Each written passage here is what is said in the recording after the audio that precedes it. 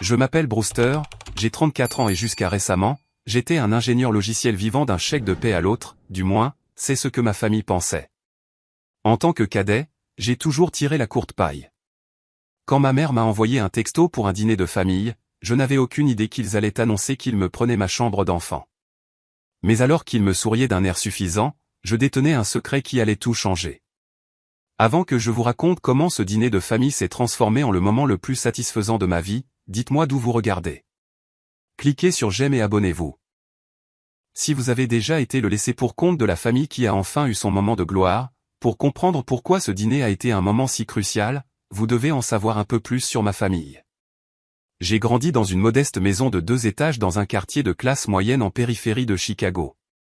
Notre maison n'était pas luxueuse, mais elle se trouvait dans un bon district scolaire, ce qui, selon mes parents, était leur priorité absolue. Dans notre hiérarchie familiale, j'étais fermement au milieu, coincé entre mon frère aîné, Marcus, maintenant âgé de 38 ans, et ma sœur cadette, Ashley, 29 ans. Être le cadet est difficile dans n'importe quelle famille, mais dans la nôtre, cela s'accompagnait d'une couche supplémentaire d'invisibilité. Mon père, Richard, 62 ans, travaillait comme directeur dans une usine de fabrication locale. Il était le pourvoyeur traditionnel, sévère mais juste avec tout le monde, sauf quand il s'agissait de Marcus. Papa voyait en Marcus tout ce qu'il aurait aimé être. Athlétique, populaire et charismatique. Chaque week-end était consacré au match de football ou de baseball de Marcus, avec papa qui criait plus fort que n'importe quel autre parent. Quand j'ai montré de l'intérêt pour les ordinateurs au lieu du sport, mon père secouait simplement la tête et disait « C'est bien, mais quand vas-tu te lancer dans quelque chose de sérieux ?» Ma mère, Diane, 60 ans, était professeure d'anglais au lycée et se targuait d'être cultivée. Elle choyait Ashley, sa fille unique, l'emmenant à des cours de ballet, des virées shopping et d'été l'après-midi. Maman et Ashley partageaient un lien qui semblait impénétrable, gloussant à des blagues privées et planifiant des journées entre filles dont je ne faisais manifestement pas partie. Maman n'était pas méchante avec moi, juste perpétuellement distraite par ses enfants préférés. Le schéma consistant à ignorer mes besoins a commencé tôt. Quand j'avais 7 ans, mes parents ont transformé la moitié de ma chambre en espace de rangement parce que Marcus avait besoin de place pour ses trophées dans sa propre chambre. À 10 ans, j'avais appris à ne pas demander de nouveaux vêtements avant que Marcus n'ait grandi et ne me les refile. Pendant ce temps, la garde-robe d'Ashley était régulièrement renouvelée parce que, les filles ont besoin de plus de choix. Le « bon vieux temps » auquel ma sœur faisait référence avec moquerie au dîner. Cela a commencé quand j'avais environ 9 ans. Chaque fois que des parents nous rendaient visite, les arrangements pour dormir étaient toujours les mêmes. Les invités avaient la chambre d'amis. Ashley gardait sa chambre parce que, une fille a besoin d'intimité. Marcus gardait sa chambre parce qu'il avait besoin de repos pour le sport et je dormais par terre dans le salon. Pas sur le canapé, par terre, parce que le canapé était réservé à mes grands-parents pour s'asseoir pendant la journée. Cet arrangement a continué jusqu'à mes années de lycée, tout le monde agissant comme si c'était parfaitement normal. L'école est devenue mon refuge. Pendant que Marcus séchait les cours pour traîner avec des amis et qu'Ashley était dispensée de devoirs parce qu'elle avait un récital de danse, je me suis plongé dans les livres et l'informatique. Mes parents considéraient mes excellentes notes comme attendues plutôt que louables. Quand j'ai remporté le concours de programmation de l'État en première, ma mère a simplement dit « C'est bien, mais as-tu vu qu'Ashley a intégré l'équipe de danse ?» Ma passion pour les ordinateurs était rejetée comme un simple jeu. Quand je suppliais pour avoir des livres de programmation, mon père soupirait en parlant de gaspiller de l'argent pour une passade. Pendant ce temps, les coûts de l'équipement sportif de Marcus n'étaient jamais remis en question, et les costumes de danse d'Ashley, bien que portés une fois et jetés, étaient des investissements dans son avenir. Les candidatures à l'université sont arrivées, et j'ai reçu des offres de bourse de plusieurs programmes technologiques. Mes parents semblaient surpris, comme s'ils n'avaient pas remarqué que je me préparais pour cette voie depuis des années. Alors qu'ils aidaient Marcus avec les frais de scolarité et co-signaient les prêts étudiants d'Ashley, j'ai rassemblé des bourses, des subventions et travaillé 20 heures par semaine au département informatique du campus. Ces années universitaires ont été épuisantes, mais transformatrices. Pour la première fois, j'étais entouré de gens qui pensaient comme moi, qui voyaient de la valeur dans ce que je pouvais faire. J'ai été diplômé avec mention, mais ma famille l'a à peine remarqué. Marcus venait d'être promu à son poste de vendeur et Ashley s'était fiancée, bien que cette relation se soit terminée 3 mois plus tard. À 22 ans, j'ai quitté la maison de mes parents pour un minuscule studio que je pouvais à peine me permettre. C'était petit, avec à peine assez de place pour un lit et un bureau, mais c'était à moi. Personne ne pouvait entreposer ses affaires dans mon espace ou me faire dormir par terre. Les réunions de famille ont continué à suivre le même schéma. Marcus se vantait de ses chiffres de vente. Ashley dominait les conversations avec des histoires de rendez-vous galants, et je mentionnais un nouveau projet seulement pour que le sujet soit changé. Mes parents posaient des questions superficielles sur mon travail en informatique, mais leur regard devenait vide à mes réponses. Après des années de cette dynamique, j'ai appris à garder mes pensées, mes rêves et finalement mes succès pour moi. Pourquoi partager avec des gens qui avaient déjà décidé de ma place dans la hiérarchie familiale? Ils ne se doutaient pas que je construisais lentement une vie qui les obligerait enfin à me voir, mais pas pour les raisons qu'ils pourraient attendre. Après l'université, j'ai décroché mon premier emploi dans une petite entreprise de technologie développant des logiciels internes pour les entreprises. Le salaire était modeste, surtout pour Chicago, mais c'était suffisant pour couvrir le loyer de mon studio et mes remboursements de prêts étudiants, avec un petit reste chaque mois. Je vivais simplement, cuisinant la plupart de mes repas à la maison et utilisant les transports en commun au lieu de posséder une voiture. Ma famille a supposé que cette frugalité signifiait que j'avais des difficultés financières et je ne les ai jamais corrigées. Toujours dans cet appartement cage à lapin, demandait mon père lors de nos rares appels téléphoniques. Marcus vient de verser un acompte sur une maison en banlieue. Ce que ma famille ne voyait pas, c'est que je découvrais quelque chose de précieux sur moi-même à ce premier emploi. Alors que mes collègues se concentraient sur le codage dans des paramètres établis, j'avais un don pour identifier les lacunes du marché. Je pouvais écouter les clients décrire leurs problèmes de flux de travail et imaginer des solutions logicielles qu'ils n'avaient même pas pensé à demander. Mon patron a remarqué ce talent et a commencé à m'amener aux réunions avec les clients. Au cours d'une de ces réunions avec un distributeur de fournitures médicales, j'ai identifié un problème de suivi qui leur coûtait des milliers de dollars en stock perdu. En dehors de mes heures de travail, j'ai développé un petit correctif logiciel qui a résolu leur problème. Le client a été si impressionné qu'il m'a demandé si je pouvais créer des solutions similaires pour d'autres défis logistiques. Cette demande a fait naître une idée. Tout en conservant mon emploi de jour, j'ai commencé à travailler en freelance les soirs et les week-ends, créant des solutions logicielles spécialisées pour les petites et moyennes entreprises qui ne pouvaient pas se permettre des systèmes d'entreprise. J'ai commencé avec ce fournisseur médical, puis j'ai utilisé leurs recommandations pour obtenir 2 autres clients. Chaque projet m'a appris quelque chose de nouveau et a élargi mon portefeuille. 6 mois après le début de mon activité secondaire, je gagnais autant en freelance qu'à mon travail à temps plein. Après 1 an, je gagnais le double. Mais j'ai maintenu mon style de vie frugal et mon modeste appartement. En partie parce que je n'étais pas encore sûr de la durabilité de ce succès, et en partie parce que j'avais une vision grandissante qui nécessitait du capital. À chaque fête de famille, j'écoutais Marcus se vanter de sa nouvelle voiture ou Ashley se plaindre de son propriétaire qui augmentait son loyer, tout cela pendant que mes parents les regardaient avec fierté. Pendant ce temps, je réinvestissais tranquillement mes gains, constituant une clientèle et développant des logiciels propriétaires qui pourraient être licenciés plutôt que vendus comme des solutions uniques. La 2e année, j'avais embauché 3 autres développeurs pour m'aider avec la charge de travail. Nous travaillions à distance, maintenant les frais généraux au plus bas. J'ai loué un petit bureau en ville, mais j'ai dit à ma famille que c'était juste un espace de coworking que j'utilisais occasionnellement. Quand ils me demandaient des nouvelles de ma carrière, je gardais mes descriptions vagues, toujours dans le développement de logiciels, ou, travaillant avec des clients intéressants, ce qu'ils prenaient comme une confirmation que je m'en sortais tout juste. Le tournant s'est produit lorsqu'une start-up du secteur de la santé m'a approché pour obtenir une licence pour mon système de gestion des stocks afin de le déployer sur leur réseau régional de cliniques. Le contrat valait plus que mon ancien salaire annuel et il était assorti d'un contrat de maintenance qui garantissait des revenus pendant 3 ans. En quelques mois, 2 entreprises similaires ont signé des contrats comparables. J'ai embauché plus de personnel, établi des processus commerciaux formels et consulté des conseillers financiers sur les stratégies d'investissement. Pourtant, quand je rendais visite à mes parents, je conduisais toujours la Toyota d'occasion que j'avais achetée après l'université et je portais les mêmes vêtements décontractés que j'avais toujours portés. Non pas parce que je jouais un rôle, mais parce que ces signes extérieurs de richesse n'étaient tout simplement pas importants pour moi. Ce qui était important, c'était le rêve grandissant d'avoir un endroit qui soit vraiment à moi. Pas seulement un appartement, mais une maison avec de l'espace pour respirer, travailler et peut-être un jour la partager avec quelqu'un de spécial. J'ai commencé à regarder les annonces immobilières, d'abord de manière décontractée, puis avec une intention sérieuse.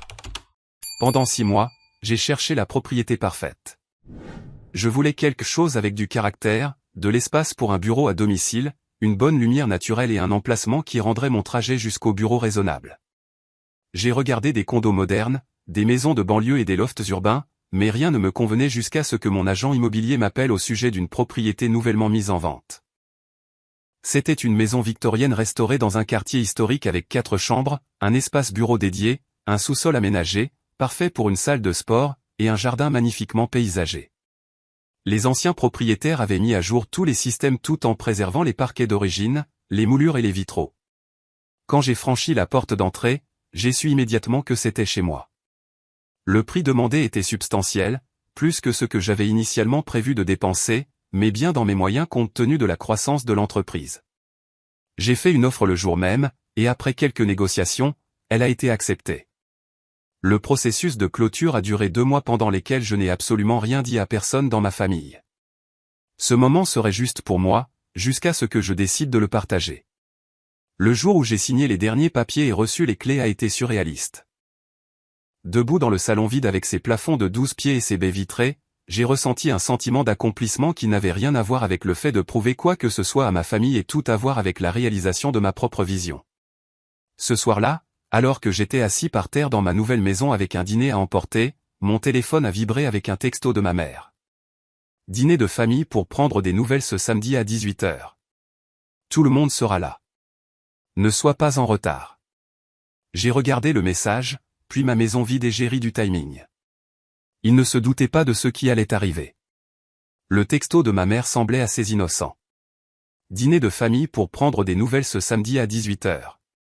Tout le monde sera là. Ne sois pas en retard. C'était typique d'elle, moitié invitation, moitié ordre, avec l'attente claire de conformité. Normalement, j'aurais peut-être trouvé une excuse. Ces dîners me laissaient généralement le sentiment d'être un étranger dans ma propre famille. Mais quelque chose dans le fait de venir de finaliser l'achat de ma maison m'a fait me sentir différent.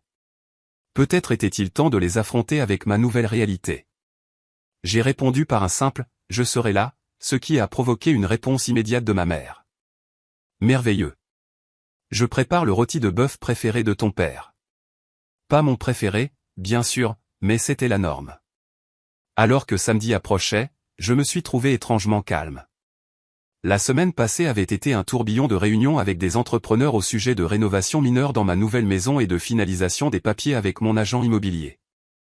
Je n'avais même pas encore commencé à déménager mes affaires.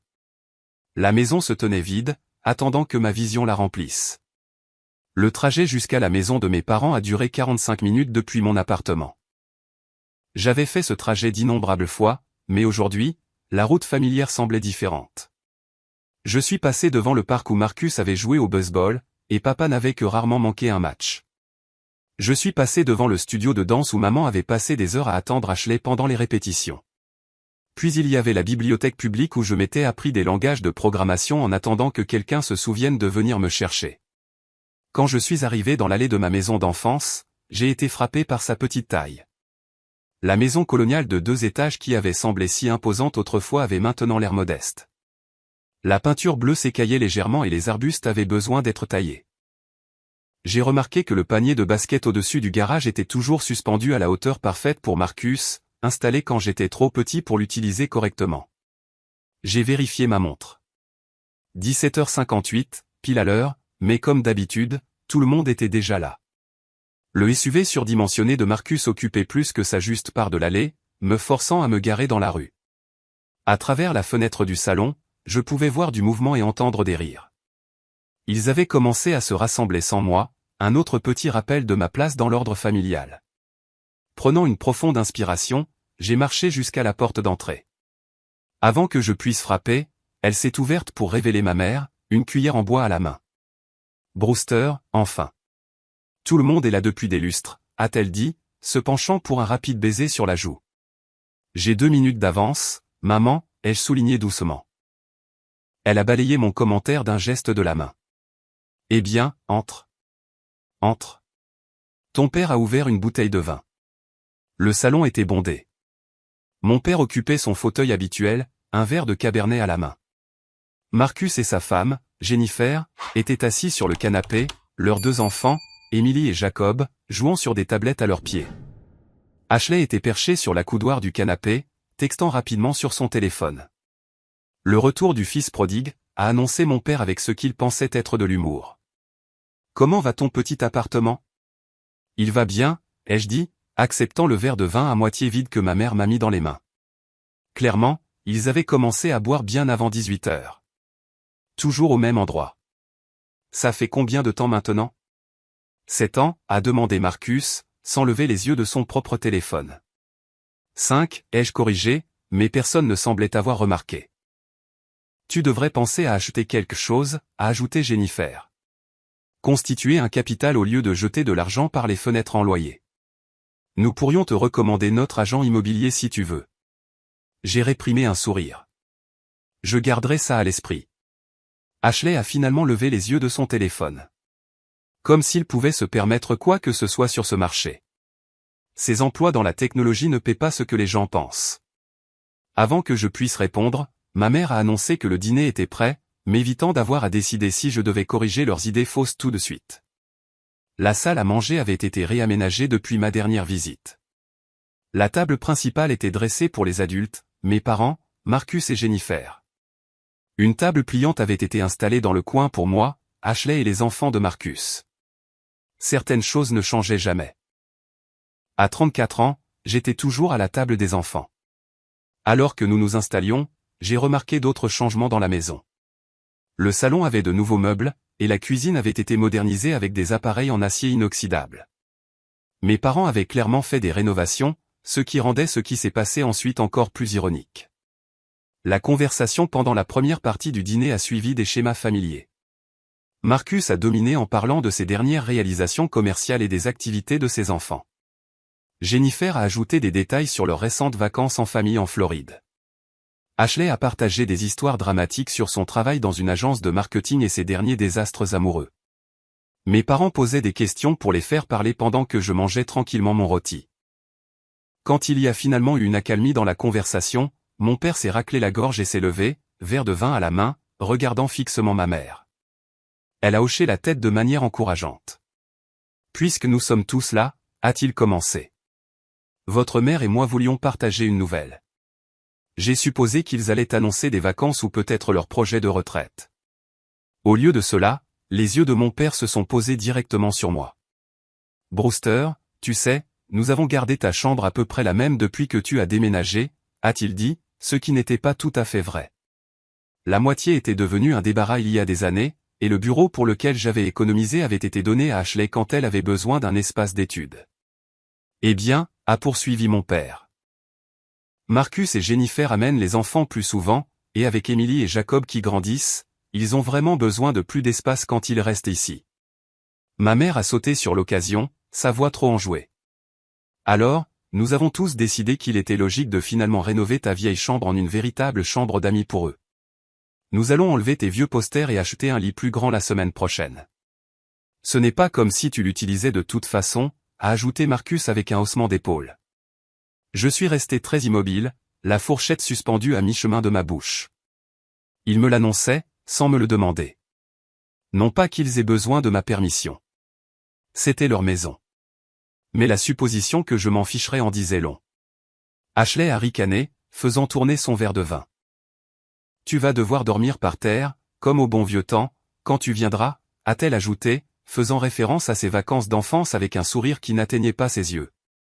Ils me regardaient tous maintenant, leurs expressions allant d'un léger amusement à une vague inquiétude que je puisse être réellement contrarié. Ils s'attendaient à de la déception, peut-être même à une protestation. Ce à quoi ils ne s'attendaient pas, c'était le calme qui m'a envahi. Mon cœur battait la chamade, et je sentais mes ongles s'enfoncer dans mes paumes sous la table. Mais à côté de la piqûre familière d'être une pensée secondaire est venu quelque chose de nouveau, un sentiment de timing parfait qui était presque comique.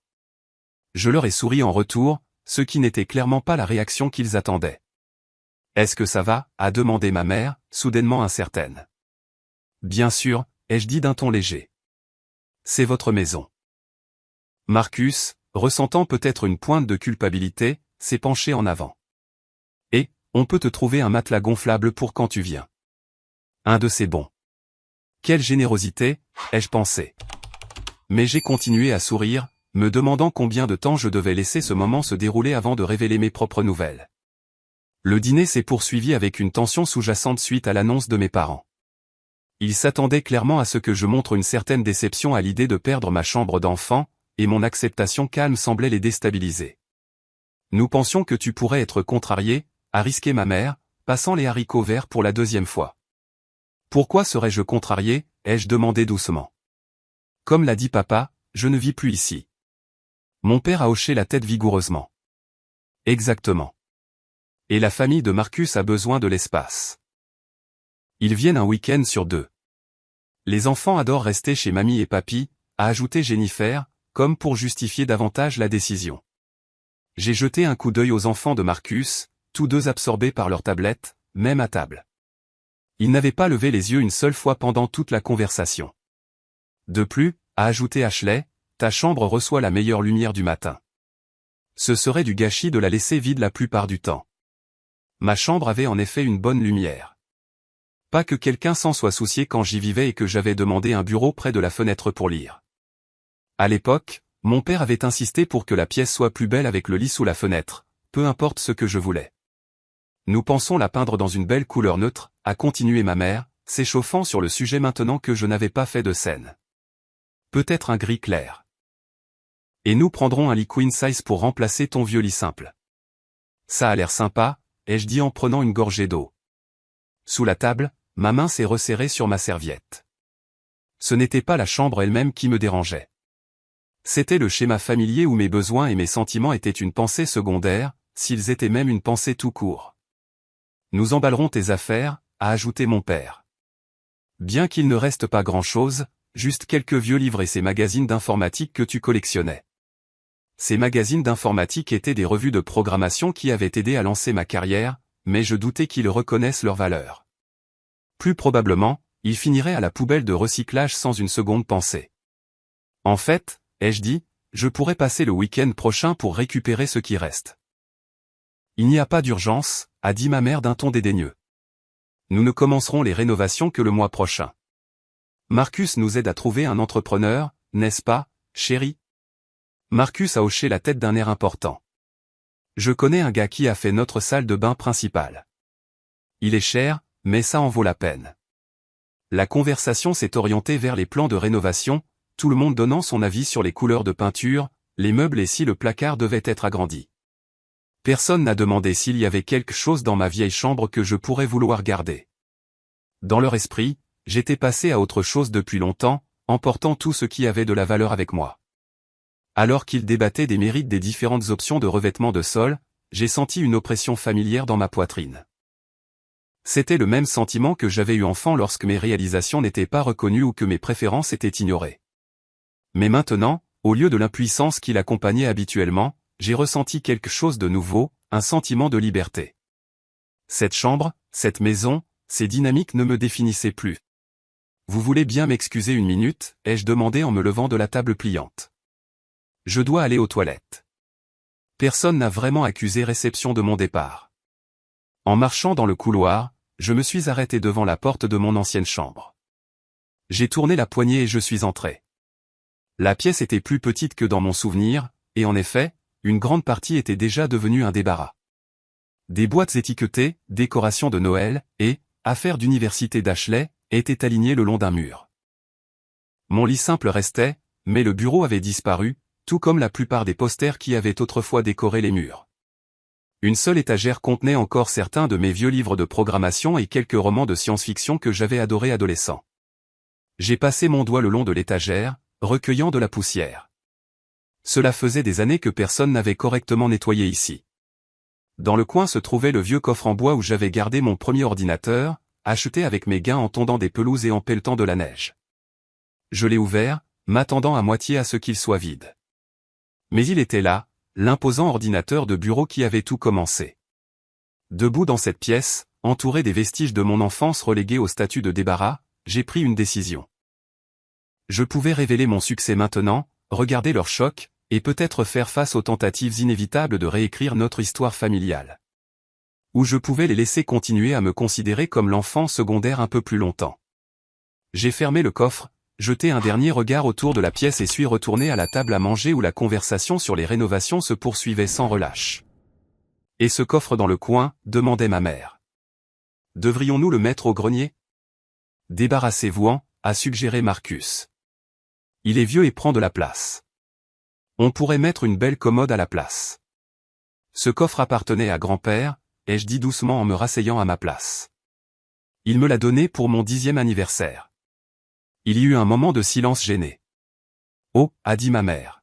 « J'avais oublié. »« Eh bien, nous pouvons certainement le garder si tu le veux, bien que je ne sois pas sûr où tu le mettrais dans ton appartement. »« C'est bon, » ai-je dit.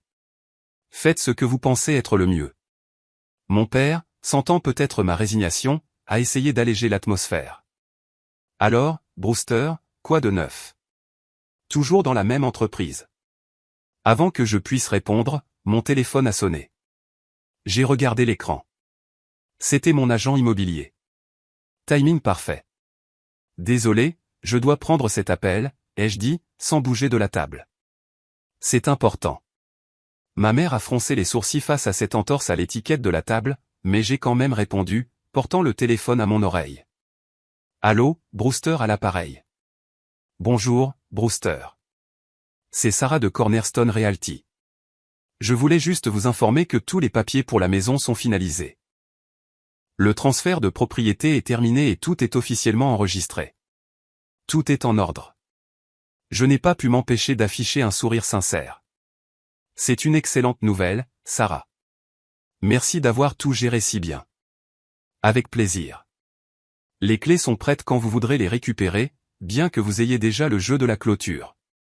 Félicitations encore pour votre nouvelle maison.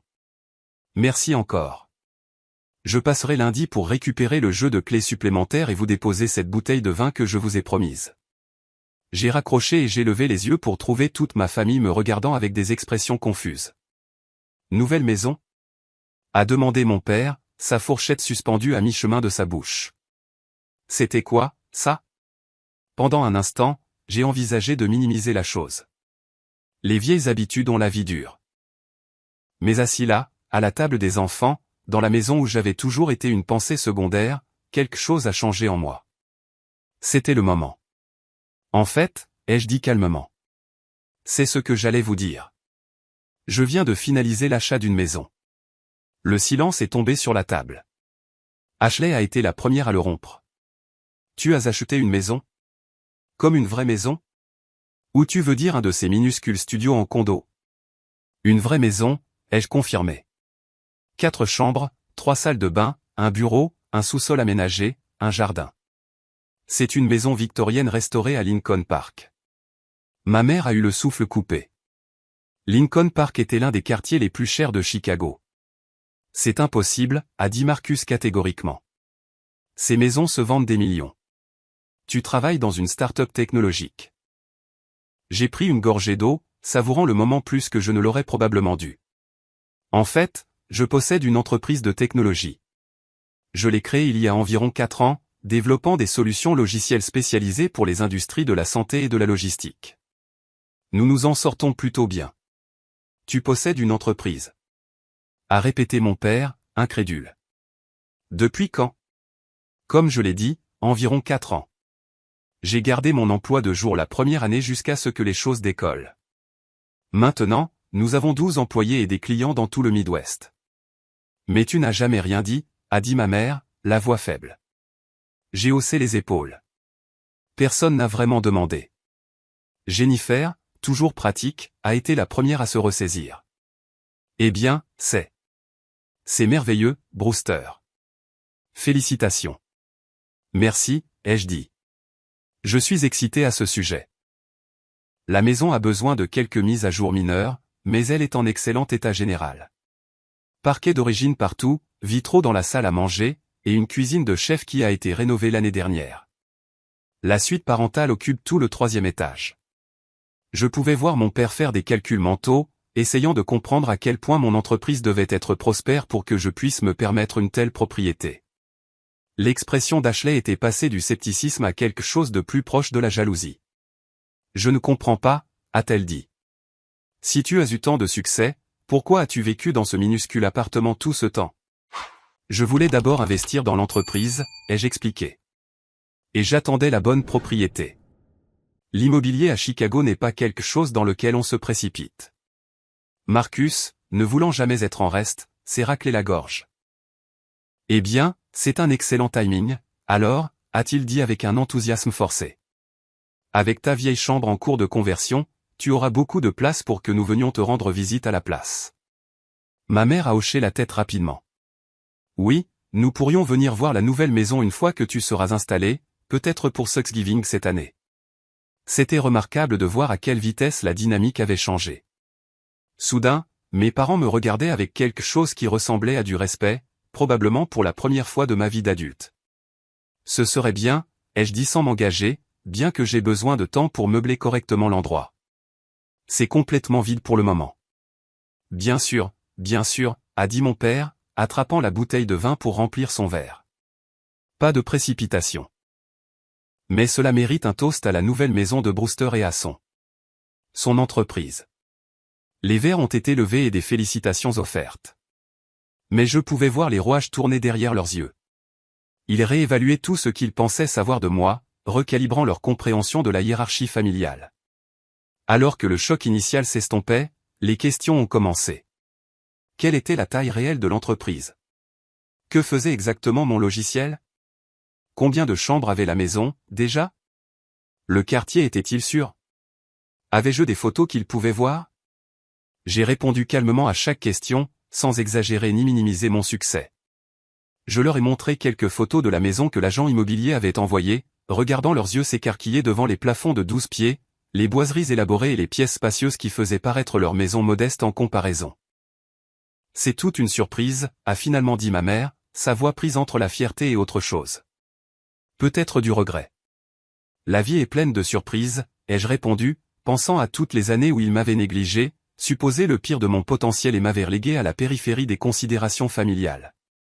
Le dîner qui avait commencé avec eux, souriant alors qu'ils me retiraient le dernier espace physique que j'avais dans leur maison, s'était transformé en quelque chose de complètement différent.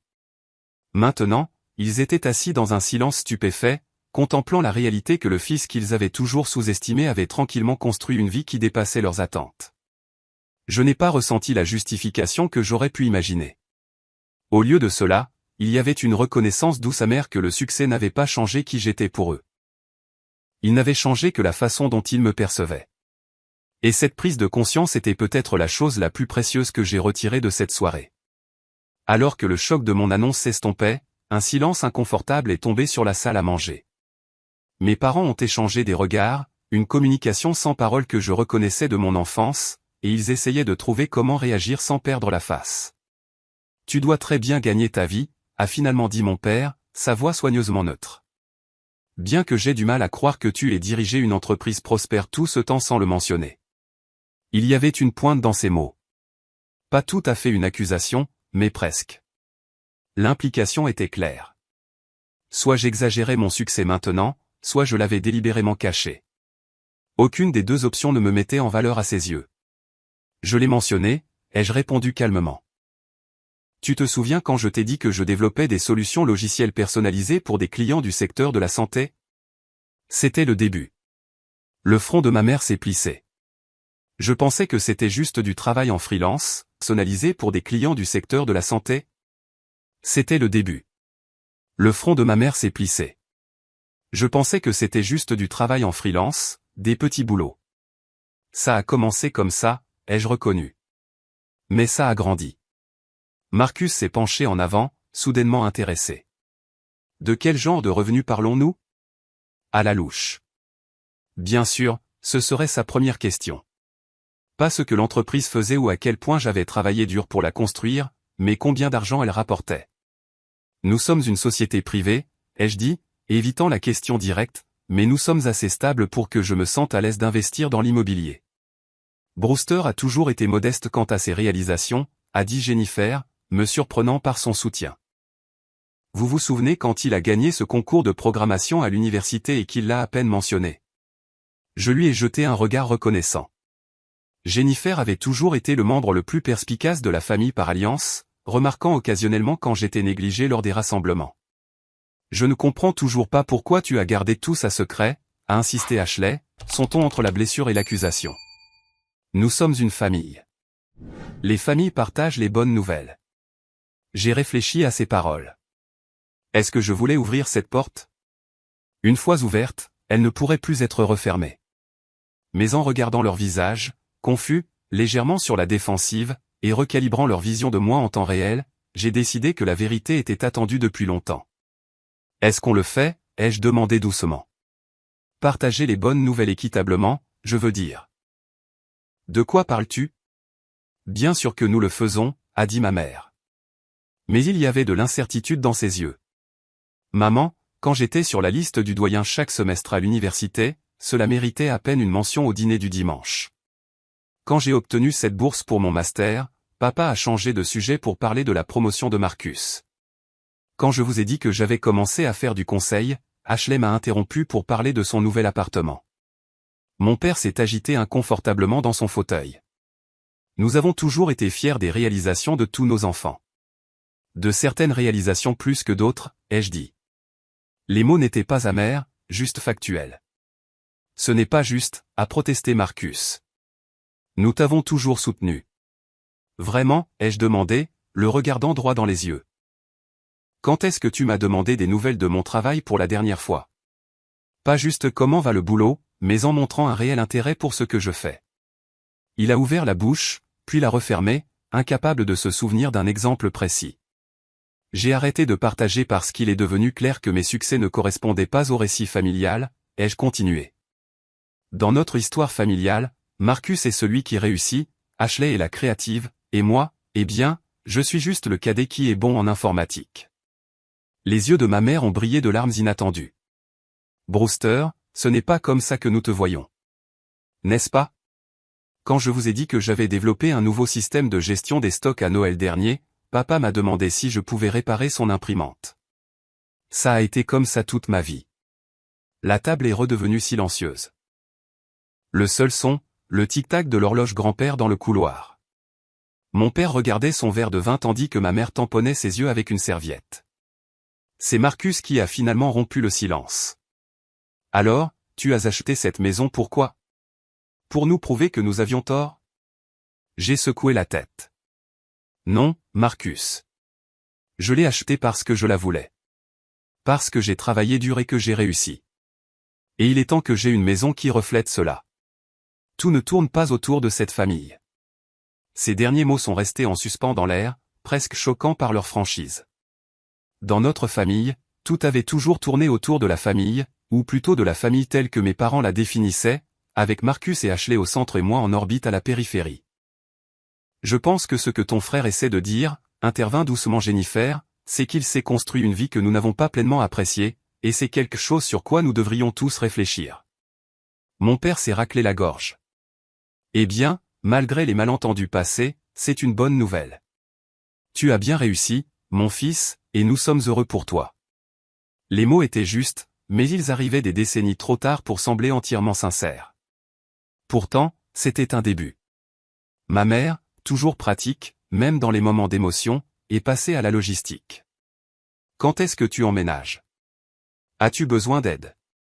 Ton père et Marcus pourraient t'aider avec les objets lourds. J'ai engagé des déménageurs, ai-je dit, pour le week-end prochain. Mais merci pour l'offre. Le week-end prochain, a répété Ashley. C'est si tôt. Tu dois avoir planifié ça depuis un moment. La bonne maison ne se présente pas tous les jours, ai-je dit. Quand j'ai trouvé celle-ci, j'ai su qu'il était temps de passer à l'action. Mon téléphone a vibré avec un texto d'un partenaire commercial au sujet d'une réunion client le lundi. Je l'ai regardé, puis je suis revenu à ma famille qui était encore en train de digérer les révélations de la soirée. Je devrais probablement y aller, ai-je dit en me levant de la table pliante. J'ai du travail à finir ce soir. Mais nous n'avons pas eu de dessert, a protesté faiblement ma mère. J'ai fait une tarte aux pommes. Partie remise, ai-je suggéré. Je dois vraiment y aller. Mon père s'est également levé. Bien sûr, tu es un homme occupé. Nous comprenons. La marche jusqu'à la porte d'entrée m'a semblé plus longue que d'habitude, avec toute ma famille me suivant comme une procession déconcertée. Alors que j'attrapais ma veste, Marcus s'est approché de moi. Et, a-t-il dit doucement, on devrait déjeuner ensemble un de ces jours. J'aimerais en savoir plus sur ton entreprise. Peut-être qu'il y a un moyen pour moi de m'impliquer. Bien sûr. Maintenant qu'il savait que j'avais réussi, il voyait une opportunité. Bien sûr, ai-je dit sans m'engager. On organisera ça. Ma mère m'a serré fort dans ses bras à la porte. Nous sommes vraiment fiers de toi, a-t-elle murmuré. J'espère que tu le sais. J'ai hoché la tête, ne me faisant pas confiance pour répondre sans dire quelque chose que je pourrais regretter.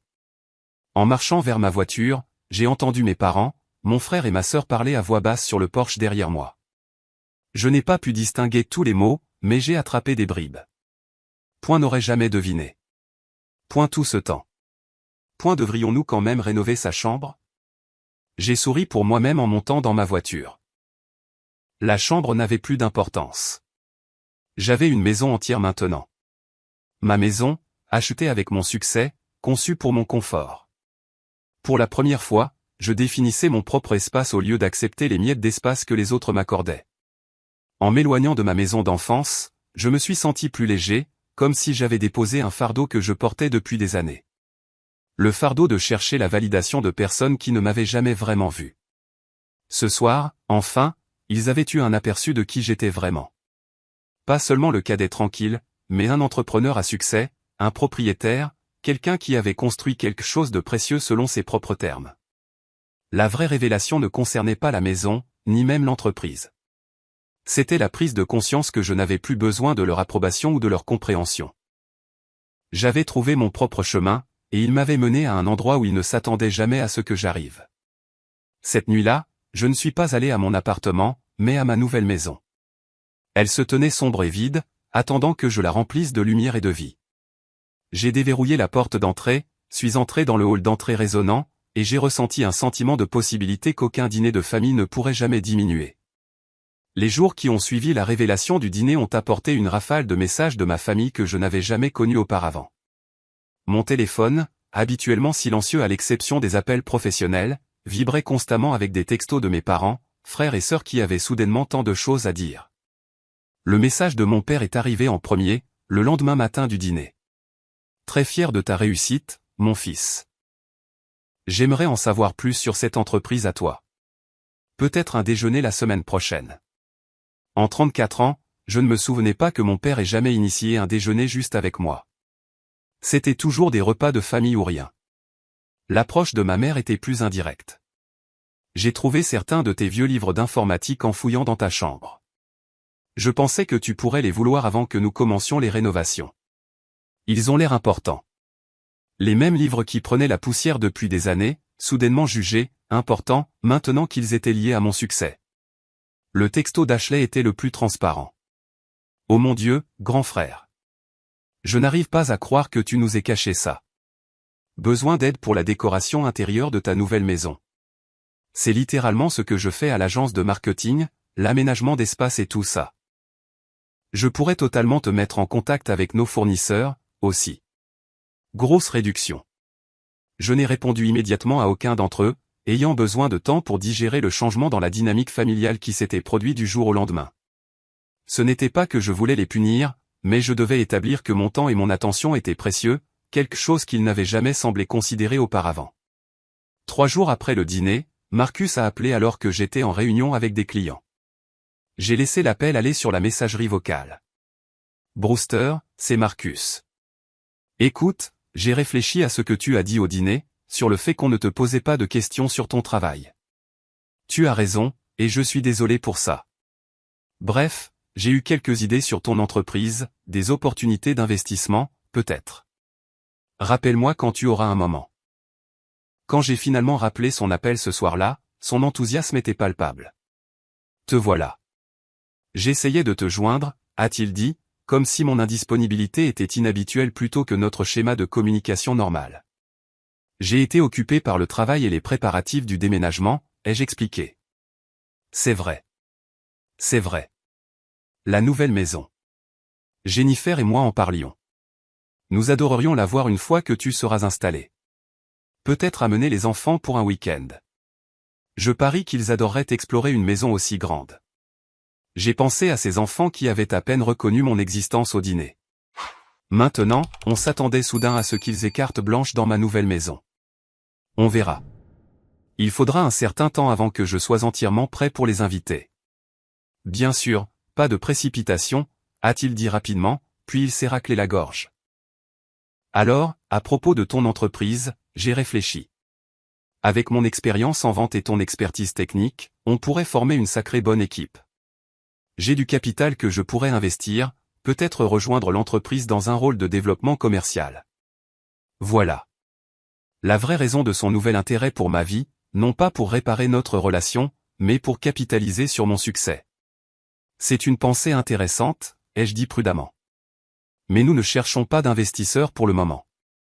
L'entreprise se porte bien avec notre structure existante. Oh. Sa déception était audible. Eh bien, garde-moi à l'esprit si ça change. Affaire de famille et tout ça. Affaire de famille. Comme s'il avait soutenu mon parcours entrepreneurial depuis le début au lieu de le rejeter comme un jeu avec les ordinateurs. L'appel le plus surprenant est venu de Jennifer, une semaine après le dîner. Contrairement aux autres, elle n'a pas mentionné la maison ou mon entreprise tout de suite. Je voulais juste dire que je suis désolé, Brewster, a-t-elle dit sans préambule. Désolé pourquoi, ai-je demandé, sincèrement confus. De ne pas avoir pris ta défense plus souvent quand il rejetait tes réalisations au fil des ans.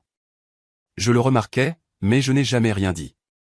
C'était mal de ma part. Sa sincérité m'a pris au dépourvu. Merci de dire ça, Jennifer. Ça compte beaucoup. Je me souviens quand tu as aidé Marcus à installer notre réseau domestique et notre système de sécurité lorsque nous avons acheté notre maison. Tu y as passé tout le week-end et il ne t'a même jamais proposé de te payer. Je lui ai dit qu'il devrait, mais... Ce n'est pas grave, ai-je dit. C'est de l'eau qui a coulé sous les ponts. Quand même, a-t-elle insisté. Je veux que tu saches que je vois comment ils t'ont traité et ce n'est pas juste. Tu méritais mieux. De tous les membres de ma famille, Jennifer était la seule à offrir une réflexion sincère plutôt que d'essayer de se repositionner avantageusement à la lumière de mon succès. J'apprécie ça, Jennifer. Vraiment. Et juste pour que tu saches, a-t-elle ajouté, j'ai parlé à Marcus de son idée d'investissement, je lui ai dit qu'il était opportuniste et qu'il devrait se concentrer sur la reconstruction de sa relation avec toi à la place. Il ne l'a pas bien pris. J'ai ri malgré moi. Je peux imaginer. Bref, a-t-elle conclu, félicitations encore pour la maison et l'entreprise. Tu as mérité chaque parcelle de tout ça.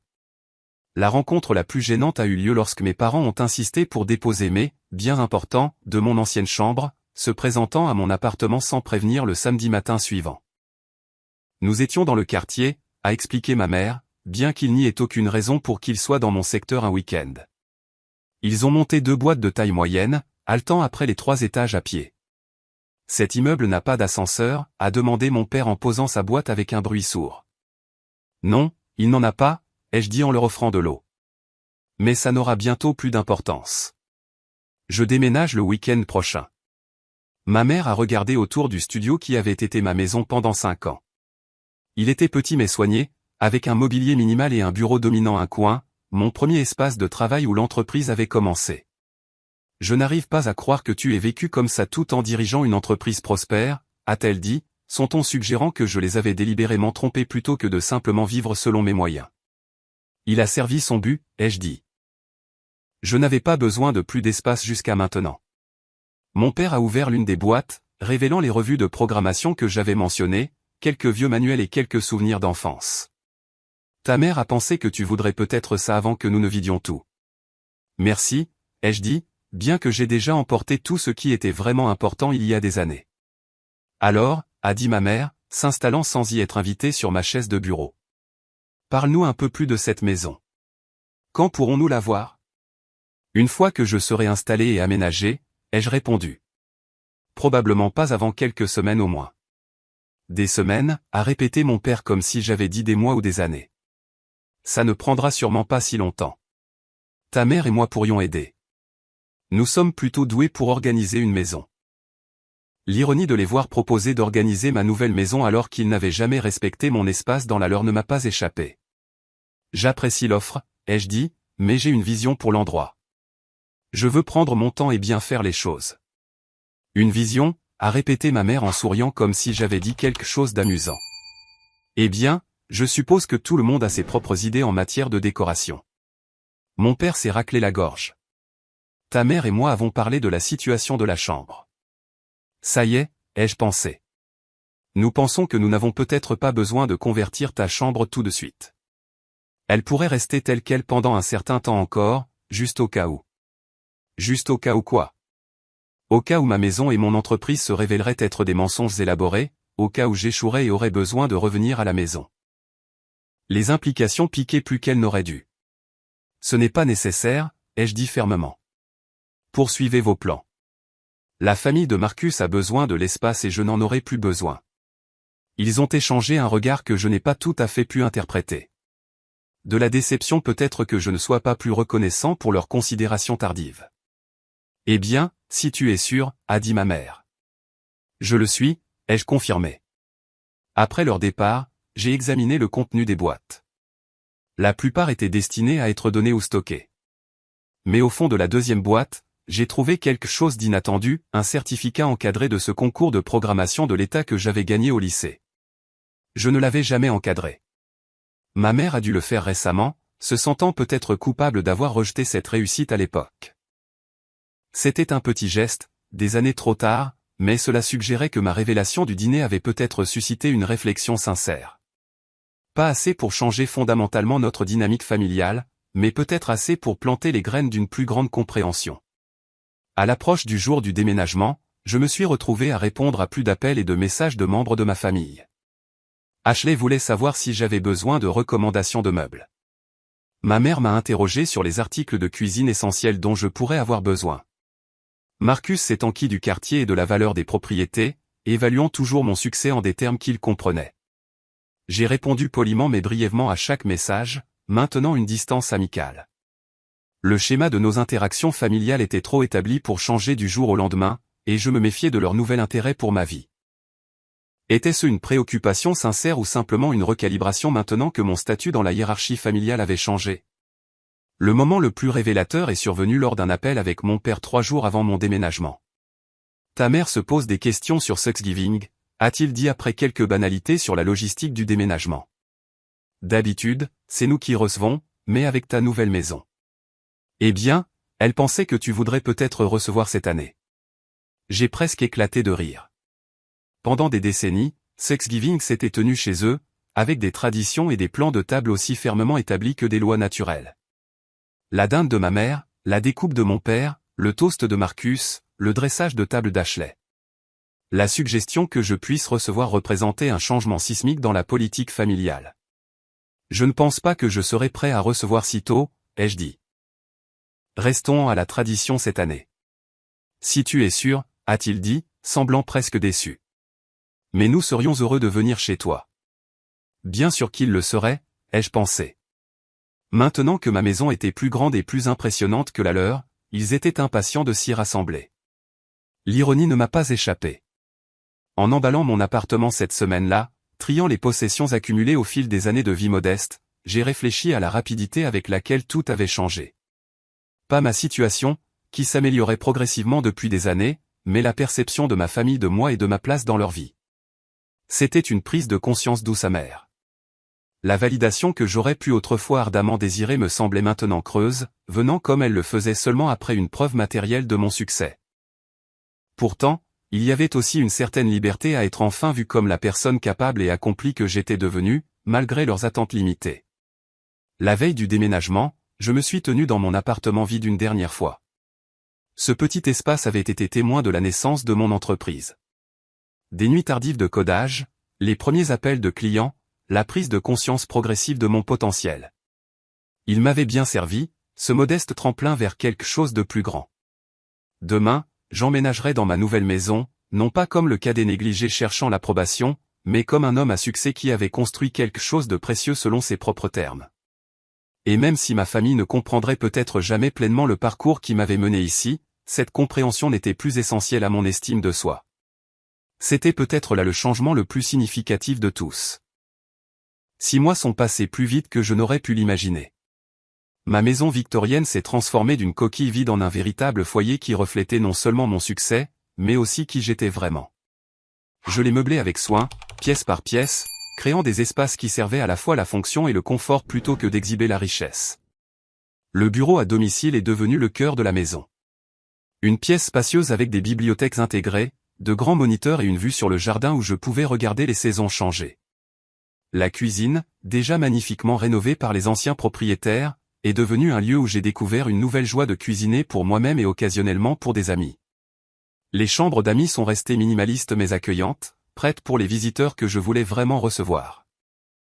Mon entreprise a continué à prospérer, s'étendant sur de nouveaux marchés avec une équipe croissante de développeurs talentueux. Le trajet de ma nouvelle maison au bureau était plus long que celui de mon ancien appartement, mais la conduite à travers des rues bordées d'arbres me donnait le temps de réfléchir et de me préparer pour chaque journée. La dynamique familiale a changé de manière subtile mais significative. Mes parents appelaient plus souvent, montrant de l'intérêt pour des aspects de ma vie qu'ils avaient précédemment ignorés. Marcus est devenu quelque peu compétitif, mentionnant plus fréquemment ses propres réalisations et achats lorsque nous parlions. Ashley oscillait entre me demander conseil et faire des commentaires légèrement rancuniers sur mon succès soudain.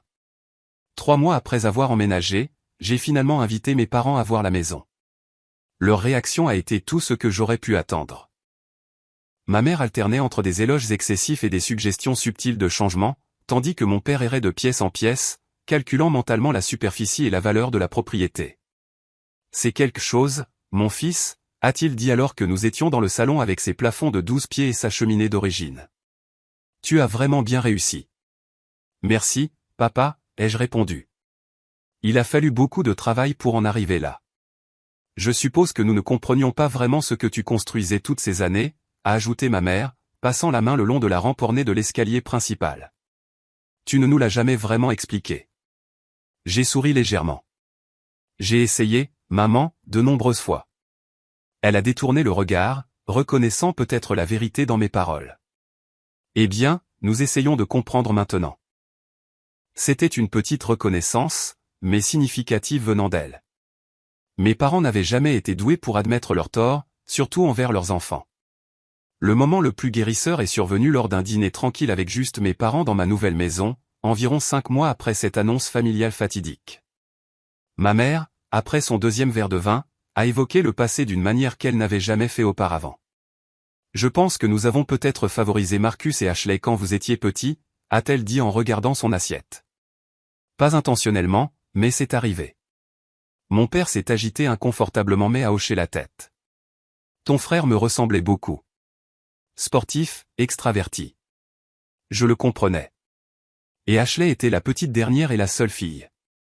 Et moi, j'étais différent, ai-je terminé pour lui. Oui, a-t-il admis. Tu étais plus calme, toujours dans ton propre monde avec ces ordinateurs.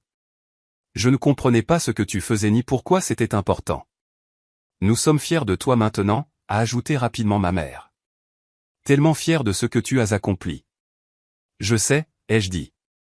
Mais je veux que vous compreniez quelque chose.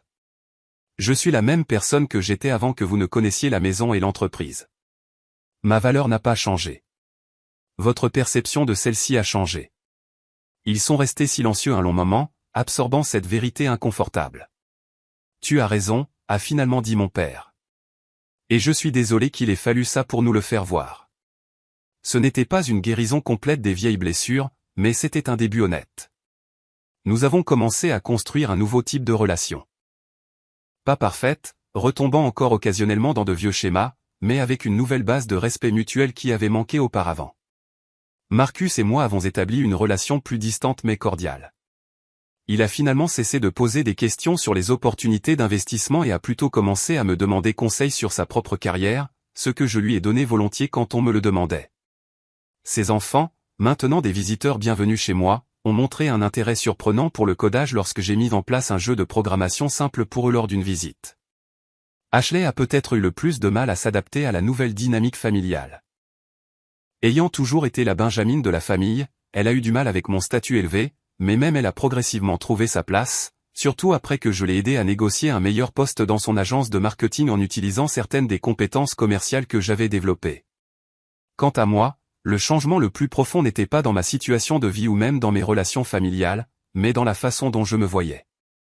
Le besoin de leur validation, qui avait motivé tant de mes actions et réactions tout au long de ma vie, s'est progressivement estompé.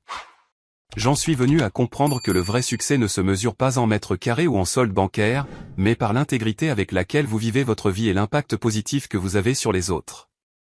La maison est devenue plus qu'un simple symbole de réussite financière.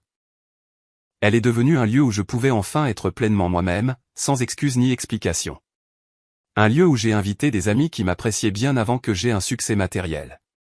Un lieu où je pouvais travailler sur des projets qui me comblaient intellectuellement et créativement, pas seulement financièrement. Les leçons les plus importantes que j'ai apprises au cours de ce voyage ne concernaient pas le fait de prouver aux autres qu'ils avaient tort, bien qu'il y ait eu une certaine satisfaction à cela. Il s'agissait de me prouver à moi-même que j'avais raison, de faire confiance à mon propre chemin même lorsque les autres ne pouvaient pas en voir la valeur, du pouvoir de la persévérance tranquille sur les démonstrations tape à accent grave l'œil. La liberté financière a offert des choix, pas le bonheur lui-même. Le bonheur est venu de l'utilisation judicieuse de ces choix, pour créer une vie pleine de sens selon mes propres termes, pour aider les autres quand je le pouvais, pour fixer des limites saines quand c'était nécessaire. Le vieux schéma de l'enfance, dormir par terre pendant que les autres prenaient les lits, m'avait appris quelque chose de précieux après tout. Parfois, il faut faire l'expérience de l'inconfort et de l'inégalité pour apprécier pleinement la maison que l'on finit par se construire, littéralement et métaphoriquement. La dernière pièce s'est mise en place lorsque j'ai organisé un petit dîner pour des amis qui m'avaient soutenu pendant des années de travail acharné et d'incertitude. Alors que nous étions assis autour de ma table de salle à manger, riant et partageant des histoires, j'ai réalisé que la véritable mesure du succès n'était pas l'admiration de la famille qui m'avait sous-estimé, mais les liens authentiques que j'avais formés avec des personnes qui avaient vu ma valeur depuis le début. Avez-vous déjà été sous-estimé par les personnes qui auraient dû croire en vous le plus ? J'adorerais lire vos histoires dans les commentaires. Parfois, le succès le plus doux est celui que personne ne voit venir, pas même votre propre famille. Si cette histoire a résonné en vous, veuillez cliquer sur le bouton j'aime et vous abonner pour entendre d'autres parcours de triomphe inattendus. Et rappelez-vous, la meilleure vengeance n'est pas de montrer aux autres qu'ils avaient tort à votre sujet.